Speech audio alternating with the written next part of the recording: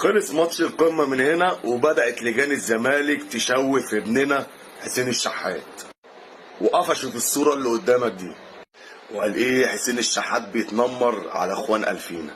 وكان لازم اللجان تطلع تقول الكلام ده. يا جماعة الواد حسين الشحات بصراحة قليل أدب، مسح بيهم أرضية ملعب استاد القاهرة بصراحة. بس يا عزيزي الزملكاوي لكل فعل رد فعل.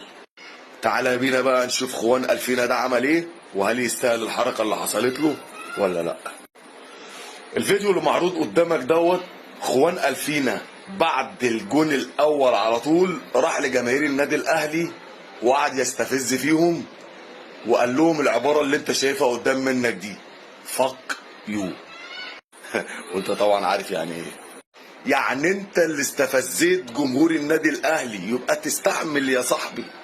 قام حسين الشحات اول لما نزل على طول وقام رازع الجون الاول وتسبب في ضربه الجزاء، قام عامل له الحركه اللي انتوا شفتوها ده، وده اقل واجب. بالنسبه بقى للزملكاويه اللي لابسين طوب الفضيله وعاملين فيها شرفاء وزعلانين قوي من اللي حصل، انا هوريك شويه حاجات كده افكرك بيها. اول حاجه هوريها لك دونجا وهو بيطلع لسانه للشناوي عشان انت ما بتشوفش غير اللي ليك بس. طبعا هتقول لي دونجا كان واكل مصاصه حمراء وبيوري لسانه للشناوي بيقول له لساني احمر.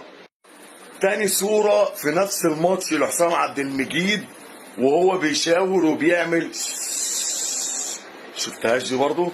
طبعا هتقول لي كان في عيل سجار في المدرجات عمال يزن فحسام عبد المجيد بيقول له بيسكته يعني.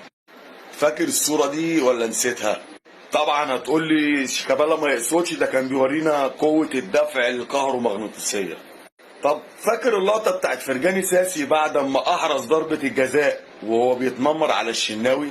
طبعا هتقول لي هو مش قصده حاجه يا عم، ده هو بيقول للشناوي خلي بالك وانت بتترمي، يعني خايف عليه يعني، فاهمني؟ يا صاحبي بلاش تلبس طوب الفضيله علشان انت المشاكل كلها خارجه من عندك وانت اللي بتبتدي وترجع تعيط وتقعد تدبدب في الارض.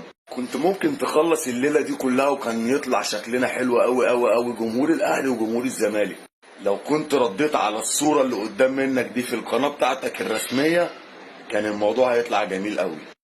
بلاش انت غريم عشان فضايحك سابقاك، ابعتها له.